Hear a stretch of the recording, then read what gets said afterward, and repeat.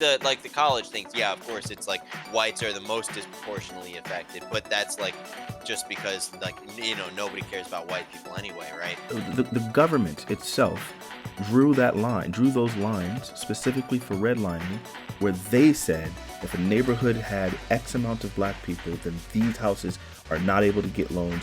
African migrant in the last 100 years or something like that, would they be eligible for reparation? He's saying like basically it's okay that it affects more majority Asians because it's not targeted at Asians. It just happens to be the case that they are the majority of like who doesn't fit into the high adversity score.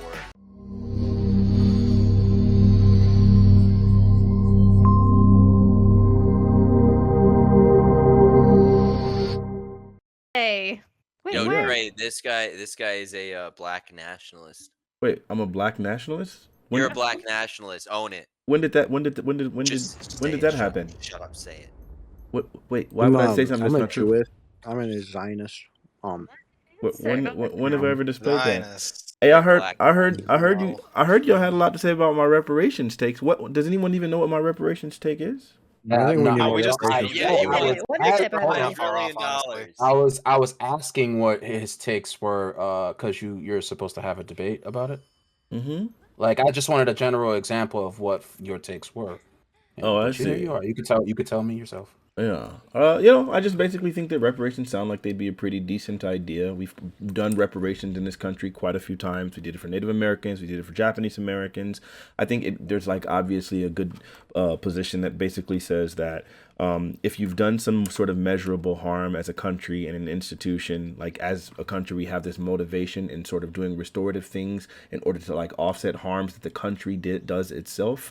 I think in what that's probably what helps to build like patriotism and things like that. If you want enfranchisement, you want inclusion, you want like people who are actually contributing to society, then it probably would be helpful that you don't have some sort of glaring missteps that are sitting there reminding them of maybe some of the nefarious things that you did, thus in causing them not to be really enfranchised, causing them not to want to be a participant in your actual system, because systems require cooperation in order to function, at least human ones do. And so I think reparations are really good in that sense. And we obviously feel that way as we've continued to do that, and we've like also like helped procure reparations for other people. Like, for example, Jews have gotten it from Germany, and I think the rest of the world backed that and understood the importance of that. Again, we did it for the Japanese Americans. We've done it for the Native Americans. I don't understand why we would say it'd be so problematic. We're like, there was actually like lots of global support for the French paying reparations to the Haitians that they demanded payment for like, for obtaining their freedom. So I don't know. It just seems like a pretty reasonable thing. I think it's extortion. The thing about it is, it's just the logistics of it. Like, what would your plan be to distribute said reparations throughout the Black community?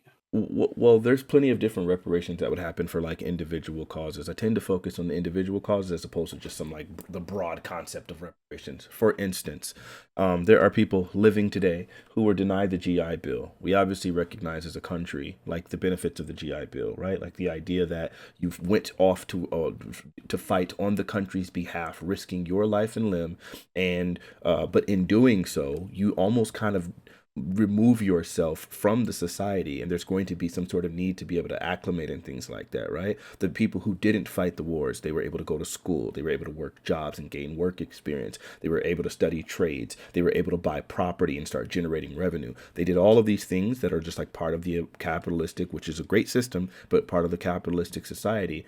And so then now they have a leg up over everyone who's in these wars. So then the country says, hey, when you come back, we're going to give you a free education, we'll give you an interest-free loan, or I mean, not interest-free, we'll give you like a zero down payment loan or whatever, we'll give you benefits inside, whatever.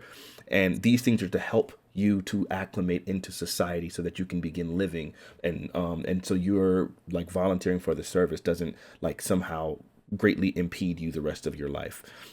It makes all of the sense in the world why we do that. But then when we look back historically and see that this was denied specifically to black people, then it's like, and there were lots of black people that fought these wars. You would need reparations for that sort of thing, right? Like, it seems like that would be a reasonable thing to say, hey, you know what, we really screwed up by not doing that. Let's go ahead and give that back to you.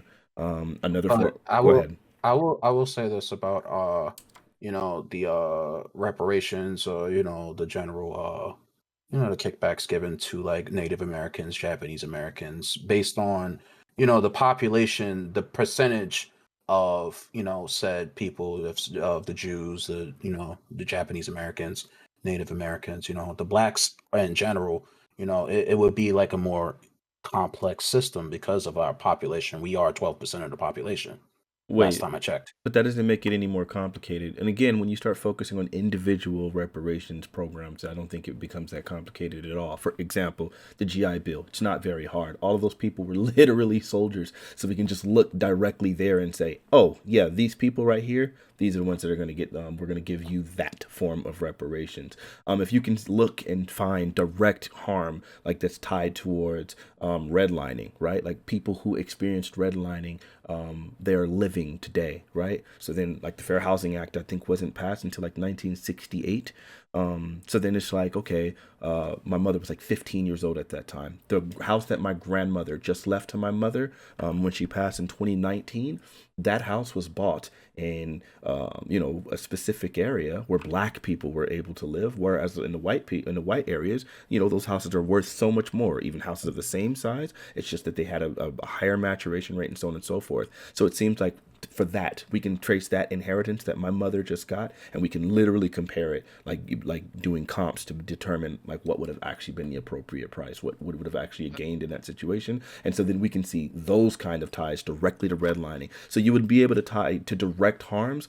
And I think looking at direct harms that have been caused by systemic oppression, like that we know and have identified, then I think it makes sense to say for those specific things, we can give reparations for those individual things. Now, that doesn't mean that I'm saying that we should not be qualified for any sort of reparations for things like slavery and things like that. But those are way more nebulous, way more difficult to like whatever. You're right. It becomes a little bit more complicated. Not that it can't be done, but yeah, it does become significantly more problematic. So I always focus on the ones that are the most obvious and the most easy. Could I ask a real quick question? Mm-hmm. As far as people, like let's say a recent African migrant in the last 100 years or something like that, would they be eligible for reparation? People whose ancestors were never never enslaved, or maybe freedmen who were slaves for only a few years, and resident in the country. Like, is there any, or is it just people who can prove African like genetics or lineage? Like, Well, who? well, I would say any person who's been harmed. So, for example, in the GI Bill, I don't know the numbers there, but I would imagine that there were probably some immigrants who had never been slaves who were also fighting in World War II, right? So then if that's the case, then those people, when they came back, if they were denied the GI Bill based on the fact that they were black, I would think that they should get reparations too. Because when you're like tying the reparations to immediate harm, then it makes sense that it doesn't matter if you had any sort of lineage. All we can look at is, were you harmed by this legislation? So you're proposing that process of proving that someone had been harmed, like in a legalistic sense, that someone had been harmed by the institution of slavery. So you'd have to provide. I never said slavery at all. How'd you hear that? I've been talking about the GI Bill and redlining thus far. Where did you get to slavery from? Oh, you said then we can get to slavery, but that's way more nebulous. Oh, sure, yeah. That you take down the road. Yeah, I said that's the one that's super duper nebulous that I tend not to focus on. I'm not saying that we can't do that. But it's still like a longer term goal. Like, this is proximal and that's like distal. I don't know that it's like it can be. My goal whenever I'm talking about reparations is like, again, always to focus on the more obvious, like direct harms that we can see, because I think the other ones are incredibly nebulous. Again, I'm saying I don't think that I'm immediately disqualifying the idea of slavery, but if other people want to focus on that, then more power to them. Those are just not the areas of reparations that I ever focus on. I was only surprised because typically that's the context reparations are brought up in. For some people, but I mean, Ice Cube has, what is it called? The Contract with Black America. That was an extremely all-encompassing reparations plan that had almost nothing to do with slavery. So this precedent you're setting, though, with this idea, I mean, like, because we have all kinds of institutions now that, like let's say, could Asians who are denied, positions in colleges because of affirmative action, would they have a case then with this new precedent that they'd been harmed by an institutional system by the same standard? So first off, I mean, affirmative action was only Has practiced to be for a proof pretty against brief time. amount of time. I think what we've actually seen is it's not affirmative action. What they did was what do they call it? Adversity score. An adversity score doesn't consider race at all in its considerations, and it's like being practiced like all around the country. A white person with the adversity score would still qualify the same Okay, way so as a these black would be person. public. Sorry, not to interrupt you, but No, so you're fine. you'd be targeting public policies rather than private, No, is what you're looking at. no. The adversity score is a public policy, and it doesn't matter if it's public or private. If you can prove that there's a policy that was happening that was affecting people, then yeah, it would make sense. But I mean, if there's even the private Okay. He's saying policy. like basically it's okay that it affects more majority Asians because it's not targeted at Asians. It just happens to be the case that they are the majority of like who doesn't fit into the high adversity score. Yeah, Asians need to sit down and be humble. Wow. So first off, I couldn't really you hate. say Hold the on. same Wait. to, Not Please, that wait. these- Please don't let Sure, him sure. speak for me like that, and then let that straw man become the tenor Yeah. tenor of the discourse. I'm just Because fucking- no, I got you because I didn't say that though. So I want to make sure that it's clear. So we're actually having a conversation. So we're actually addressing the idea that I'm holding instead of some crazy straw man because that sounded nuts as hell.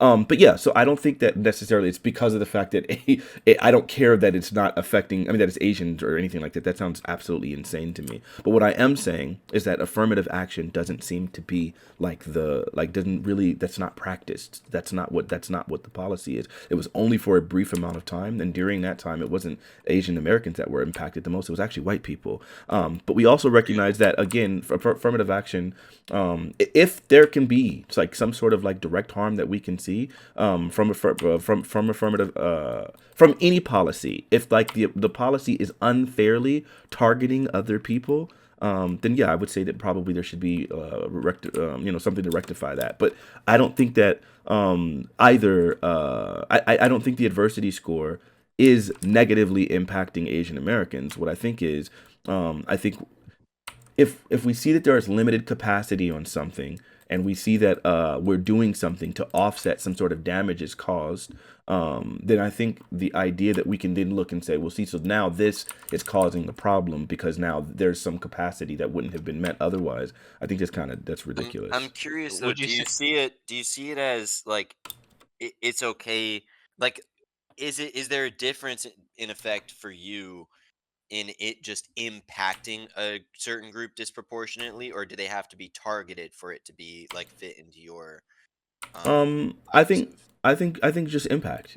So if like we can Yeah. find out like if there's some like really negative like thing that's happening specifically against Asian Americans, yeah, I think that they should get reparations too. And we've done it. We obviously did But it for again, the that's Japanese and stuff. so that would be like even though they're not being specifically targeted, in effect, it's disproportionately impacting them.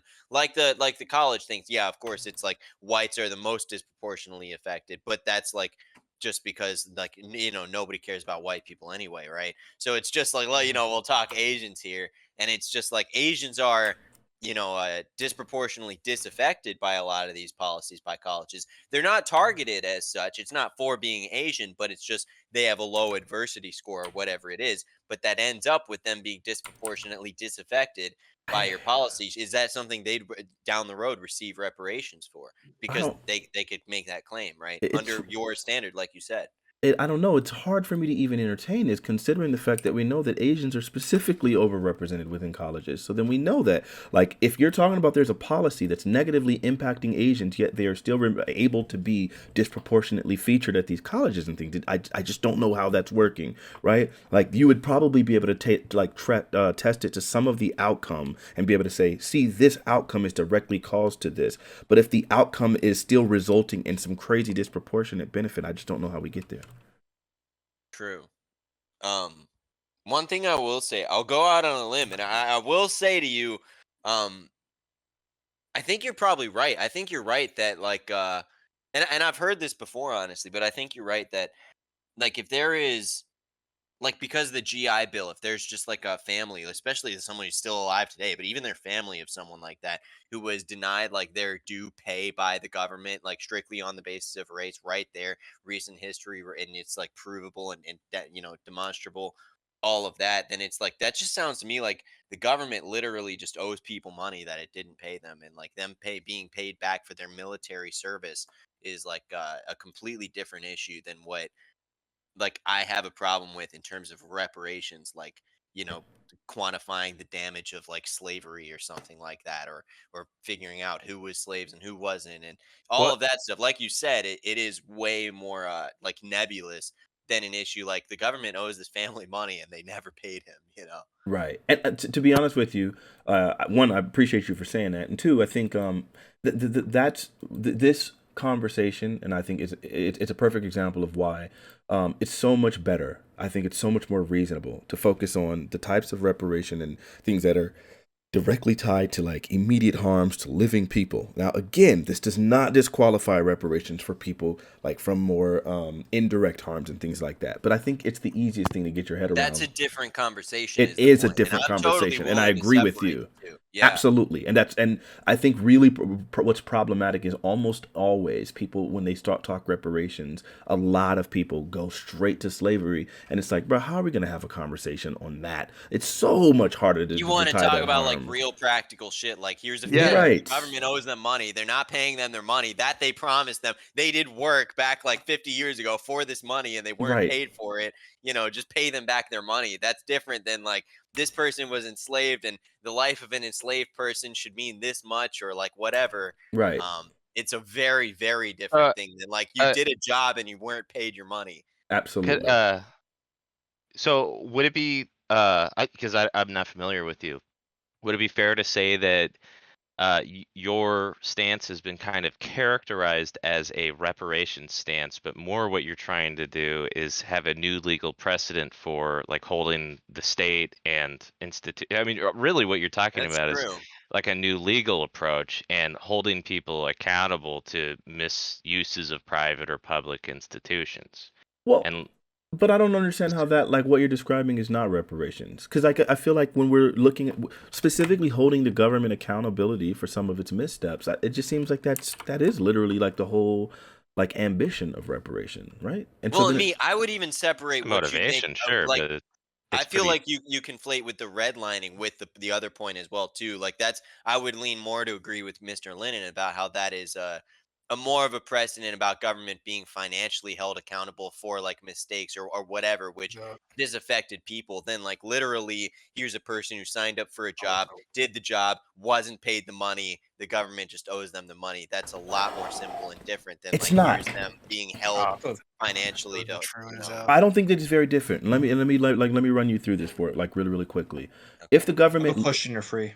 okay, When you're free. oh, got you. If the government really quickly, if the government today just made a rule across the board, black people can't have Roth IRAs, right? If the government was to make that rule right now, and we find that a great deal of Americans are using Roth IRAs because it's one of the most broken financial tools that has ever been created, and it blows my mind that Americans don't use those. If you don't know what a Roth IRA is, Google it. Just do it. It doesn't make any sense not to. It's absolutely broken. I don't understand how the freak we're not taking advantage of that. I'm saying we, like I don't. Needs nerf. We just talked about that. Yeah, and- it and definitely Roth needs a IRA nerf, needs a nerf. Convo. bro. It's For wild. sure. But anyway, Yeah. my point you- being, I use Roth IRA, but hold on. If the government just made a rule, black people can't use the Roth IRA, and then we were later on able to look and we find out that like 70% of people's portfolios were generated by their Roth IRAs, of their economic portfolios were generated by Roth IRAs. But they created the Roth IRA specifically with the aim of helping working class people to be able to save for retirement and things like that. Do you think it would make sense at that point to be able to say, okay, this isn't about you having worked a job, but this is a system. This was something created that specifically is harming you, that we're not giving you access to. Do you think that in that statement and in that sense that it makes sense to be able to say, for that, the government should probably do something to rectify that? But the problem I have with that analogy is that, I mean, like things like redlining and some of the concerns you've brought up are not explicitly. Hey, I mean, Pooh, what's going on? Yeah. Before we go to the inconsistency of the analogy, can you answer the question first, and then I'm more than willing to hear you about like Yeah, how I they agree. were. I agree with you completely. Government should Okay. be held accountable for that. Okay. Good. Um, Now go ahead and with it. Why is the analogy? Why do you have a problem with the yeah, I'm analogy? just, and then you can even present another one too. But the only issue I have there is like, is as you're talking about a law that was like specifically racialized, right? Mm-hmm. Within this kind of hypothetical, Sure. and like a lot of these things that the black community brings up, which there may be some merit to them, like things like redlining, are kind of more circumstantial, right? Or like No. or What? it's kind of implied that they're Nope. What do you mean? Like literally, the government itself drew those lines specifically for redlining, where they said if a neighborhood had X amount of black people, then these houses are not able to get loans, and so on and so forth, right? Like that, the government literally drew those lines Who specifically buys on back? race, huh? No, no, so, no. no. Oh, okay, yeah. Yo, The government drew these lines specifically with on race. If you had X amount of black people, then your thing was red line, and so therefore it was like subject to economic deprivation. So then, like, I'm not an expert on redlining by any means, and maybe someone else could chime in here, but I have trouble believing that. I mean, the government is not in charge of loans. wait. Like First off, I I get it. imagine. I go ahead, finish, and I'll explain to Yeah, you. yeah. I would certainly be willing to believe that the private and public institutions were cooperating No, to like X blacks out of certain uh processes or programs, but I don't know. I If get it. someone's So from my here, side is a little more familiar, I you can get it. pick You up from there. well, But you got to get more familiar because this is absolutely factual, right? So this was not okay, private institutions, and I think that's a common mischaracterization about what redlining was. Redlining wasn't banks making these loans and then saying, "Oh, we're just not going to give them to black people." We've oftentimes shifted the blame towards the banks, but it wasn't the banks that was doing it. It was our government. So we had during like FDR's New Deal, he created this whole thing, which was the Homeowners Loan Corporation. And the Homeowners Loan Corporation was to help refinance home mortgages and so on and so forth, right? That was then they created the FHA, the Federal Housing Administration. Like their whole goal was specifically to like figure out like who to be like who to loan money to because America was in a mortgage crisis of sorts.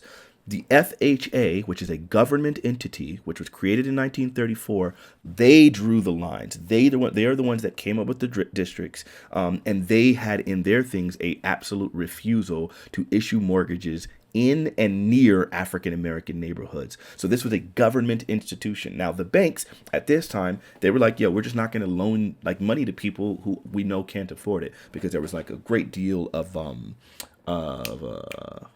why can't I think of the word right now? You know, when you can't pay your mortgage, what do we call that? Defaults. There was a huge amount Default. of defaults on their loans, right? And so then the banks were just like, oh, we're just not going to loan if you don't have enough money like to prove to us, and so we're just not going to do it. And their standards were incredibly high because they wanted to guarantee that they were getting their money. So what the government did in this case is said through the FHA, this is a government organization, they said we'll loan money. I'm sorry, you loan them the money.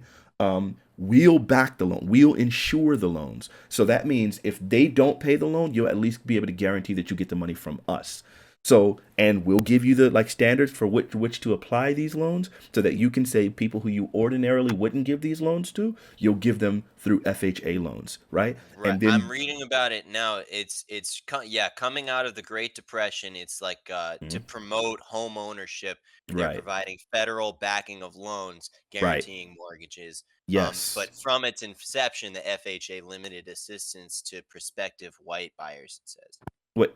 What? Right, exactly. That's exactly my point. So then the FHA, I'm yeah. not like trying to counter you. I'm just like reading about what you're saying. Right. And so this is all factual information. So then the FHA, they created the redlining. They said, We'll determine which system has which places that can be, so on and so forth. And they specifically said black neighborhoods are the ones that wouldn't do it. And then even not even just in them, even if you're really close to black neighborhoods, we're not going to do it. And they also were not issuing these insurances to black buyers. Then they also went and created specific funding for suburb development, and in those suburb developments within the deeds they specifically said no, this house cannot be bought by a black person. Then they moved jobs out of the inner cities out to Yeah. these areas, and there's a whole Well, history. that Wait, was hold on.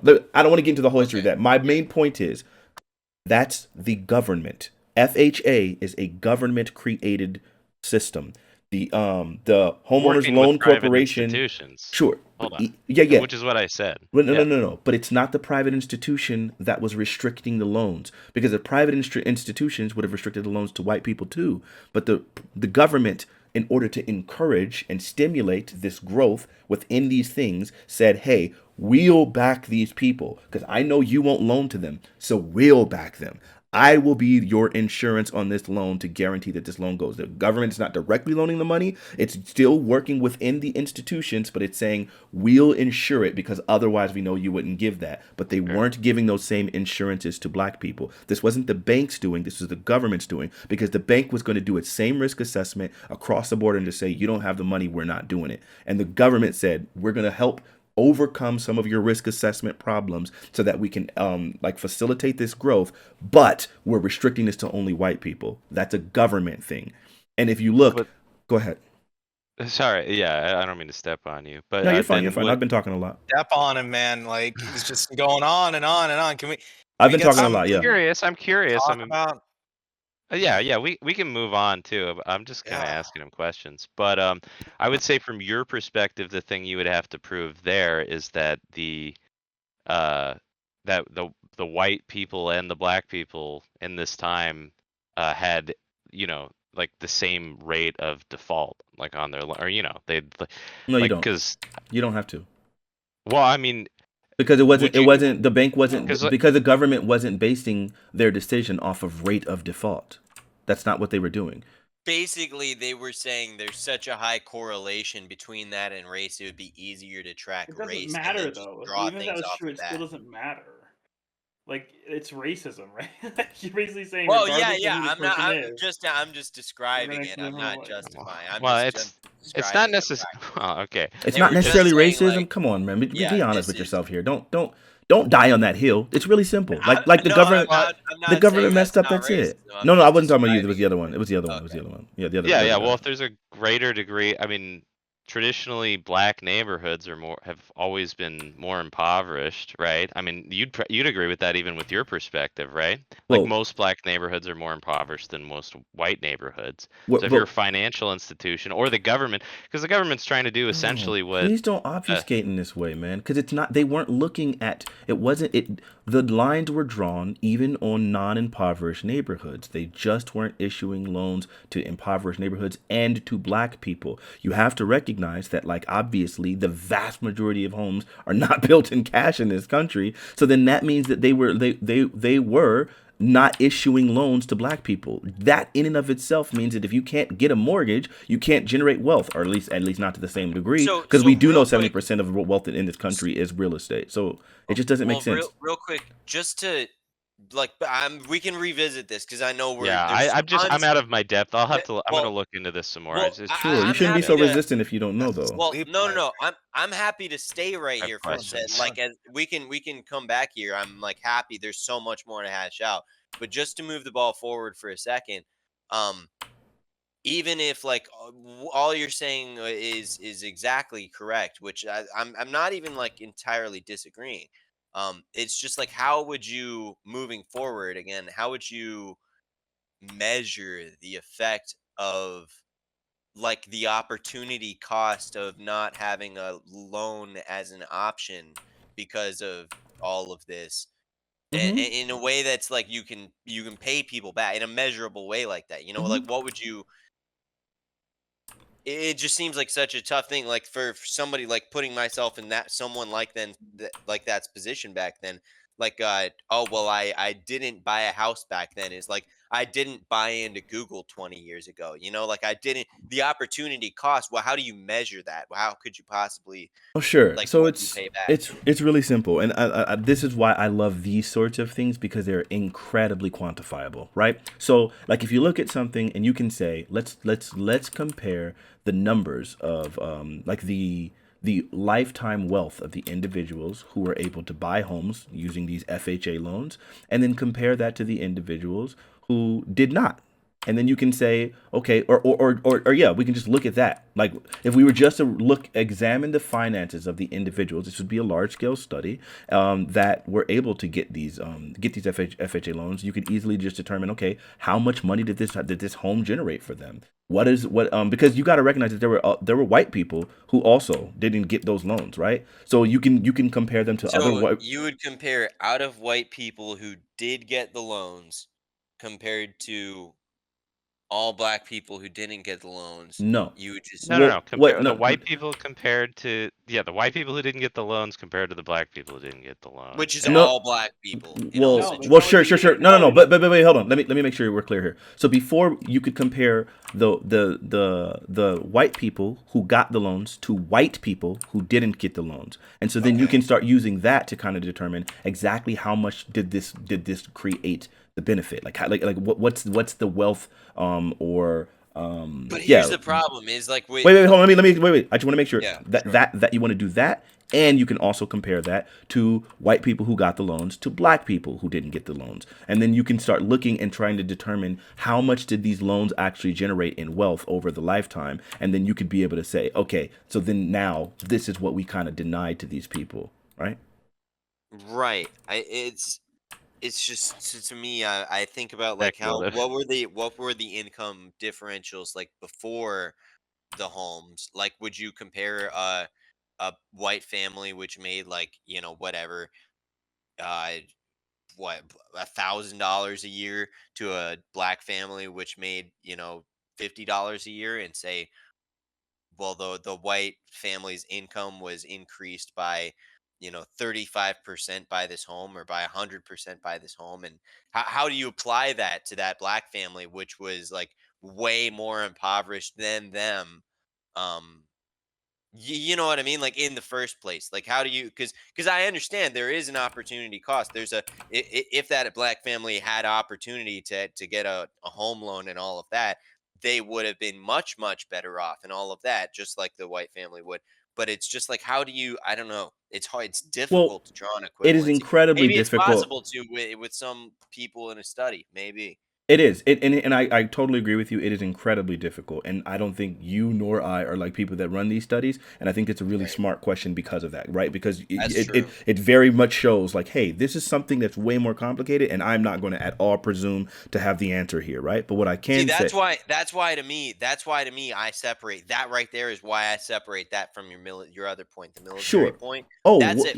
What I yes. would do if I was you Wait, is hold on, that hold on. would be my Let shoe me. in the door. Well, I want to respond real quick because I want to say, Yeah. like, even though we don't know that information, like, I think that gives us pause to be able to say, well, we can't come up with like simple and immediate prescriptions. But what it doesn't do, but we also still got to recognize, like, this is a problem, like, and it's more complex. And just because it's more complex doesn't mean that we shouldn't pursue it. It just means that it's going to require significantly more information and more studies. And so there are bodies out there whose job it would be to do these studies to determine what the economic deprivation did by like denying these people these loans, and then say this is what we can do to offset that. And just like it would be for the GI Bill, you can't give a person who's like 70 or 80 years old right now, you can't give them the GI Bill, right? Or you can't say, okay, well, fine, we'll give you an interest-free loan at this age, or fine, we'll pay for your education. It doesn't do anything for them. So for those kind of Right. people, you might need a direct check. But what you can do is you can start looking at their offspring, like the direct offspring, and say people who were able to get loans were able to go to better schools because they lived in better neighborhoods. They were able to Right. use like home equity line of credits in order to fund their colleges and so on and so forth. And we can look at the lifetime wealth of individuals who were able to use a loan versus the lifetime wealth of those who chose or were not able to. And then we can start saying this is a total thing that we need to offset. But again, it's still always going to be complicated. One's going to be more complicated than the other one. But it's still, I think you would agree Right. with me, though, that it is something that is absolutely worth pursuing because it does seem like it would be really degrading to an entire sector of society, right? That would and I think that would really improve like a I don't know, like a sense of nationalism or Yes. nationalistic patriotism or whatever. Like it would Yes. make them like care or whatever. I do agree Mhm. with that too as well. Yeah. We're in the greatest country in the Especially world, bro. what I'm We thinking gotta is enfranchise people. Go ahead. if I were you, what I think I would do is like I would use the military point to get your foot in the door with anybody, and then I would move to the other point because it's slightly more complicated and less quantifiable and all of those things, and you branch further and further out. That's how I would radicalize people if I was you. I would Well, I kind of disagree with the military. I had a kind of disagreement on the military point because oh really? we don't give people the GI Bill because we want to. It almost sounded like you were talking about prison. Like we give people the GI Bill so that we can rehabilitate them into Didn't say those words at all. society. Didn't say those words. Didn't imply those words. No. It's just like to help. Well, no, them. he made the comparison that they've been out there and they've been disadvantaged in the market because they were out there fighting. We give the Well, people. they're just like it's difficult for them to reassimilate into Yeah, but that's civilian not why life. we Like give. that's a major But veteran that's just problem. not why we give. The reason we reward, like the reason people support the GI Bill and for thousands of years, the reasons we reward veterans. To a lot of countries, you weren't even a citizen. A lot of countries now too, you weren't even a citizen until you've served in the Yo, military, Starship Troopers, check. or Oh yeah. Israel. Oh yeah. Uh, yeah, no, because they're a higher class of citizen. Veterans have contributed far more than the average citizen uh, to the country. So that was the only disagreement I Any had like there on that. counterpoints? I just Wait. don't think Any I'm counterpoints not. is a It's great not guy. even. It's not. You're By the just way, wrong though. You're Alright, just wrong so though. Like part of the motivation for the GI Bill was specifically because we recognized that you had sent young boys off into the military, and then when they came back, some of them didn't like actually have an applicable trade with which to like actually to start their life. And it was like, yeah, we can't sit there and say, oh, we knew that it would be like long term harmful if we weren't able to defend this country, right? And if we like make it so that everybody who actually goes off to fight in the war, like they're screwing themselves, then yeah, you're gonna get less people wanting to enter and things like that. And it just seemed like it was in their best interest and our it is. best interest to give them some sort of thing that says, hey, here's a way of improving your life when you come back, so that way The you're not fact of just the matter screwed. is we don't just see. We don't see veterans and citizens equally. It's not like, oh, it's Sure, that's just also a these point, guys but are just choosing. These guys are just choosing to go to war as their career, but we need to catch them back up. It's no, they're making a great sacrifice, and they need to. I mean, they have precedent over the average citizen as Okay, far as but institutions that's an go. even yeah, stronger version of his point, right. which is that I like know. those I'm not trying to debunk his point. I'm just saying, okay. like you were saying, like this is a convincing argument, and I actually I had kind of issue with Well, it. To just refine your overall, argument, yeah. yeah. I Just disagree with you, overall, but I I think hear it's a you. good point. But Yeah. yeah, I hear you. I disagree with that entirely. I genuinely think that's the reasoning behind it. But sure, I mean, Well, maybe in America or maybe in a like a liberal country, but just historically, like the reason people support the GI Bill has nothing to do with like this kind of like free market, like equity approach. It's got everything to do What's up, with guys? patriotism and rewarding service. that's also one of the reasons. That's Sure. a good woman, Brittany. Good job. Dumb Hi, bitch. Brittany. Sorry. That was me. Yeah. So I don't know. I think ultimately, yeah, I just think whatever the reason is, we obviously see the benefits of it. We obviously recognize it's a good thing Yeah. to do now, and we see that it's been deprived to a bunch of people. So Yeah. I think, yeah, for both of those reasons, I think both of them are valid. I do think that it's also to reward people for patriotism, but I also think it's for the other reasons that I stated as well. And I think Yeah, both of those are totally, valid. dude. Yeah, I agree with my black brother. Yeah. Feel patriotic with my hand over my heart and my other hand in my wallet, Yeah. giving a Ready 10 to spot die? to a black guy. Yeah, Well, ready I to will. die for I will Israel. say So this. I love will my say this. country and I I will love Israel die and the for Middle East. it. Yeah. So my inheritance, I your inheritance, appreciate black I guy. appreciate your outlook on it, Fanatic. I had a general just a general question about it. I asked someone just like a preview because I know you're debating about the subject of reparations. So I just wanted a small preview. But you came in and pretty much gave a pre-debate. So I mean, Yeah, I mean that's really my argument. I An don't hour really. preview. I don't really feel like there's not like anything to really hide there. I really wish I had seen what it was because I didn't even know that was happening. Someone just DM'd me when I got home. I was at a friend's party, whatever, and they told me they were like, "Hey, yeah, they're like trashing you on this thing," and I was like, "Trashing me for what?" And they said, "Oh, they're trashing you for your reparations take," and I was like, "Do they even know my reparations take? I've never No, heard that's very many not. That's people." we not really even what. Yeah, That's not even what was said. The only thing I asked was, I What? asked. I don't remember who, but I said I heard that you were debating on the subject, and I just asked for like a general. I was like, "What is Fanatic's take on Well, reparations in general?" yeah. someone said he was a black nationalist. I think that's probably why you got the idea. Yeah, Oh, and that's you know gross. it's kind of a loose night. You know, Yeah, that's you definitely know wild. your stuff. You know, say what you will, you definitely know your stuff. That was a lecture, but you know, I Sorry, I wasn't sat trying my to make it that white ass way. down and listened. I didn't just pay attention. I sat my white ass down and I listened. Rose, listen, I wasn't trying to make it a What we lecture. need It's to just I just feel like a lot of times though, because It's fine. It's fine. I went through the exact same thing though, where I used to like the way redlining has always been explained to me was banks making the decision. Now reverse redlining is something that we can tie directly to banks and has True. nothing to do with the government. And that's one I think is incredibly rare to even be heard spoken about in political discourse. And then and that's something where it's like there needs to be restitution from individual banks. And they've done it. They've settled like to the tunes of billions of dollars. Literally the largest banks in our country have settled these lawsuits where they were literally denying loans to black people with better credit scores and better earning. Like, and it was just like, oh no, we're just not giving them good loans. And it didn't make any sense. They were like intentionally like being predatory with their loaning process. My parents recently were financing their house. And they were trying to when they got the house appraised, it got appraised at such an incredibly low amount. My mom was like, I don't understand the freak. We've done all these like these whatever. They went through hoops.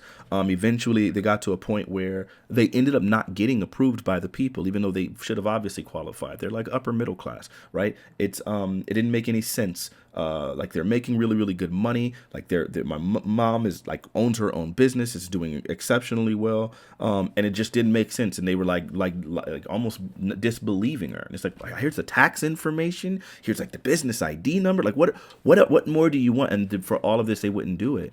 And long story short, she ended up having to find comps of houses like that were in the same neighborhood and so on and so forth, and say these houses are selling for this much. My house is more like developed than theirs. Why the freak would you do this? And we've seen so many sting operations where they've like gotten white homes, or they've gotten black homes, but then like they've done appraisals and then gotten a second appraisals, but like replaced all the black pictures in the house with white people and done nothing else to the house and gotten entirely different results. Like we've all seen those sting operations like carried around the country. So it does seem like there's some sort of like black penalty when it comes to home appraisal, when it comes to loan applications and so on and so forth. And that's happening at the institutional level, not the governmental level. So I think yeah, there's plenty of stuff that we can tie to institutions, but the redlining thing is specifically the government. Fanatiq, I was curious, have you ever heard of alt hype? It's probably not. He's in our circles. No. I don't even know if he does debates, but He's debating Sean Last on Thursday on racial oppression and then I think reparations as well. That's kind of I think how this like started to come up is we were talking about how the debate's on Thursday, and then people mentioned I didn't mention the reparations, but people mentioned asking about reparations or something, and I think I mentioned the fact that you had mentioned reparations or something. You're gonna throw that in there or whatever. And I guess that's how this all spiraled into one thing. Wait, so Fanatiq's debating someone or He's alt debating, hype yes, he's does? debating Sean Last on Thursday. Oh, okay. I don't. Do you know, Brittany, if Fanatiq if alt hype does debates? I was just gonna propose that maybe. I mean, I don't know. I you haven't like ask really him. talked to alt hype, but I know Sean Last and alt hype are kind of like one and the same. But yeah, Oh, again, okay. I haven't talked to they used to like do stuff together, and I know like Fanatiq was on a panel what was it, last week, and Kai was the one who was like mentioning Sean Last, and so swooped in on that real quick. Hype doesn't really do debates. He's said himself that he doesn't really feel comfortable in that kind of live setting. Yeah, he I don't think a while ago. He's not much of an interlocutor is kind of what I felt, but I don't know, maybe he had a debate mode I hadn't heard yet, but I was just curious. Like do debates, but yeah, Sean Last is He'll be debating. It'll be good. Okay. I feel I'll like be what tuning in for that. I feel like what Fanatiq is saying, that a lot of the things that he's saying are not like completely unreasonable, and he's not coming at it from a very like I don't know. He's not coming at it from the same place that most people are. I can tell, like in his Yeah. heart of hearts, like where this is coming from is not some like, I'm gonna get mine, like I want my gives, or whatever, or like, It sounds like he's been kind of mischaracterized as a yeah, reparations guy. It doesn't. yeah. Because It's just like the things he's talking about is like not generally the type of things that I usually encounter and am more against. But Yeah. like so just like Fanatiq, just from our perspective, the reason that's like shocking to us or whatever is because we like, and I wonder if you recognize or like you've seen this. I'm sure you have, but like it almost seems like there's an air, like the reason like, a lot of people are like knee jerk reaction against this when you present these ideas, when you talk about this stuff, is because there's almost this air of like a vindictive revenge thing when people talk about reparations. Like they get glee out of the idea of screwing the white man over in order to help black people. And it's like that's you like white people can sense that, and that's what makes them like circle the wagons in defense when you talk about things. And that in itself, it like hurts the black community. Their that own like that sort of, it's like a venomous energy that comes out of it. Well, sure. So there's a really like highly charged emotional response to this. I'm not a very emotional guy. Like it's just not. I'm just not. And I think it becomes problematic because I think my girlfriend is very emotional, and that's a very good thing because I really lack in that area. And so then I'm realizing like that I don't approach things most of the time from an emotional place. It's mostly just going to be what makes logical sense to me. At least that's how I try my best to do things. But anyway. I don't know that it's necessarily to screw over white people in order to help black people, right? Because I don't think reparations But you know that there are screw people that have that attitude. There are people who that like that's what they really want at the end of the day, more than they want like for a certain specific family. Like I think would get real joy and satisfaction out of like if you like found the name of a specific family that was hurt in a measurable way, learned the names of the people, and then got them their just restitution. I think you would get real satisfaction out of that. Absolutely. But I think that there are some people that would get more satisfaction out of just the idea of like I don't know, like a collective black identity screwing over the white man just in general. And it has less to do with like helping people or like real like justice for a real wrong that's measurable or something like that. You know what I mean? Sure. I mean, I think those kind of people are out there. And I'm broke. Where are you guys? I really hate, like, I feel like a lot of discourse is like sullied by really bad takes. And I find like, I don't know, you can't control like where people go with conversations, but it is frustrating every time. Like when I see people talking about reparations and it's just like, oh yeah, such and such my ancestors and so on and so forth.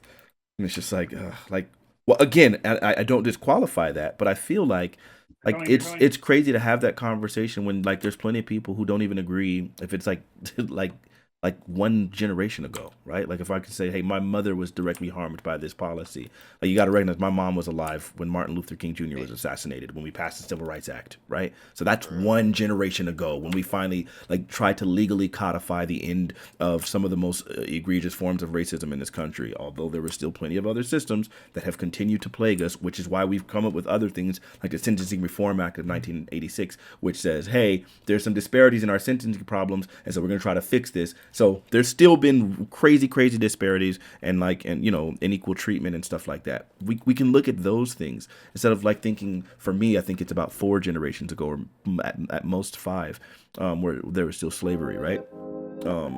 I think it's really crazy to look like to say like to focus on slavery when it's like, yo, we got stuff that's like living today.